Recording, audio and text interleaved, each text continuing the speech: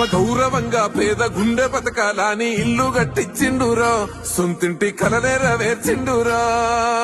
ఆ కలనకుండా మన ఇంటికే మరి అన్ని పంపించిండురా, మన కడుపు నింపి తను మురిసిండురా. ఓ నివ్వను పేదోడి ప్రాణం ఎంత పెద్దగా వచ్చిన రోగం అని అడ్డుపడ్డాడు బతకాలి పేదోడు పెద్దోయ నా తీరుగా ప్రేమ గల్లమనన్నరా. మాట ఇచ్చిండు ఈ నేలకు నడుచుకుంటుండు మన మేలుకు, మరిచిపోయిండు కంటి కొనుకు మారాలంటూ పేద బతుకు.